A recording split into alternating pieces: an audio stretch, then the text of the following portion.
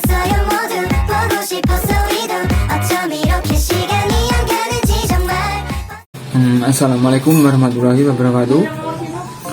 Perkenalkan, nama saya Muhammad Chandra Wijaya dan di sini saya akan memenuhi tugas perilaku organisasi tentang bab organisasi zaman Rasulullah dan perkembangannya. Yang pertama yaitu akad mudharabah. Mudharabah adalah bentuk kontrak antara dua pihak di mana satu pihak berperan sebagai pemilik modal yang mempercayai sejumlah modalnya untuk dikelola oleh pihak kedua, yakni si pelaksana usaha dengan tujuan untuk mendapatkan keuntungan. Praktek mudharabah antara Khadijah dengan Nabi saat itu, Khadijah mempercayakan barang dagangannya untuk dijual oleh Nabi Muhammad SAW ke luar negeri. Dalam kasus ini, Khadijah berperan sebagai pemilik modal, sedangkan Nabi Muhammad berperan sebagai pelaksana usaha atau mudharib. Terus yang B adalah perkongsian dan perseorangan atau disebut syirkah. Secara terminologis, menurut kompilasi hukum ekonomi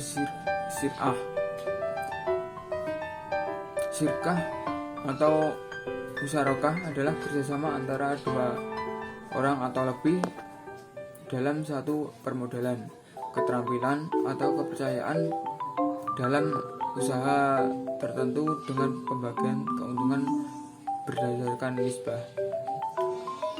Berikut adalah beberapa rukun syirkah. Yang pertama yaitu sigat atau lafadz akad. Yang kedua yaitu orang atau pihak-pihak yang mengadakan syirkah.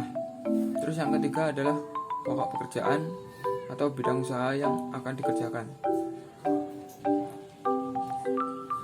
Beberapa syarat syirkah yaitu ada 4. Yang pertama yaitu syirkah dilaksanakan dengan modal uang tunai. Yang kedua yaitu dua orang atau lebih berserikat menyerahkan modal, menyampurkan antara harta benda anggota dan mereka bersepakat dalam jenis dan macam-macam perusahaannya. Terus yang ketiga yaitu dua orang atau lebih mencampurkan kedua hartanya sehingga tidak dapat dibedakan satu dari lainnya. Terus yang terakhir yaitu keuntungan dan kerugian diatur dengan perbandingan modal harta serikat yang diberikan.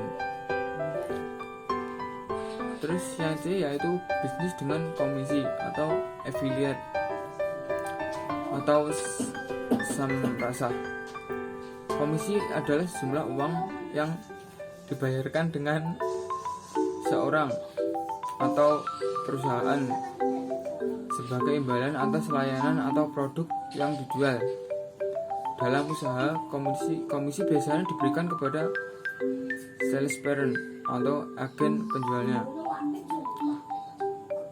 sebagai imbalan atas penjualan yang berhasil mereka lakukan. Atau affiliate marketing dapat diartikan sebagai pemasaran afiliasi, yang artinya adalah kita akan memasarkan produk ke orang lain, kemudian jika hasil menjual produk tadi maka kita akan mendapatkan komisi dari si pemilik barang.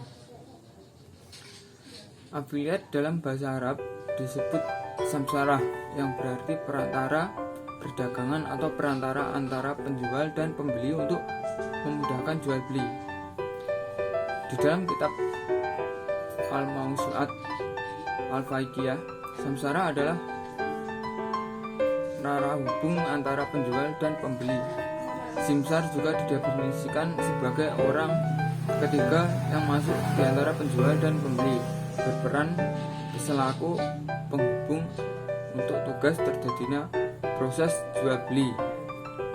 Profesi ini sering dikenal sebagai profesi penunjuk karena ia berprofesi selaku pihak menunjukkan pembeli akan adanya suatu harta dagang yang berlaku sebagai pihak yang menunjukkan penjual atas suatu harga.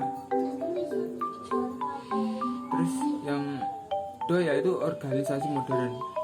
Organisasi adalah sebagai suatu kesatuan sosial dari sekelompok manusia yang berinteraksi menurut suatu pola tertentu, sehingga setiap anggota organisasi memiliki fungsi dan tugasnya masing-masing, yang sebagai salah satunya mempunyai tujuan tertentu dan mempunyai batas-batas yang jelas, sehingga bisa dipisahkan secara tegas dari lingkungannya. Jadi adalah beberapa perbedaan mencolok antara teori modern dan klasik. Yang pertama yaitu teori organisasi klasik.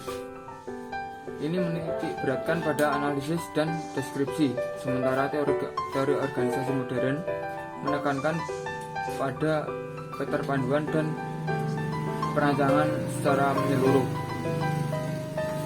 Yang kedua yaitu teori klasik memusat pandangan pada analisa dan deskripsi organisasi, sedangkan teori modern menekankan pada perpaduan antara perancangan sehingga terlihat lebih menyeluruh.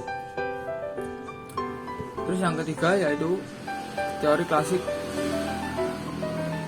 membicarakan konsep koordinasi, scanner, dan vertikal, sedangkan teori modern lebih dinamis, sangat kompleks, multi-level, multidimensi, dan banyak variabel yang dipertimbangkan. Yang terakhir yaitu teori organisasi klasik terfokus pada konsep skalar dan hubungan vertikal, sementara teori organisasi modern cenderung horizontal, dinamis, dan multidimensi. Dan itulah penjelasan dari saya untuk materi perilaku organisasi tentang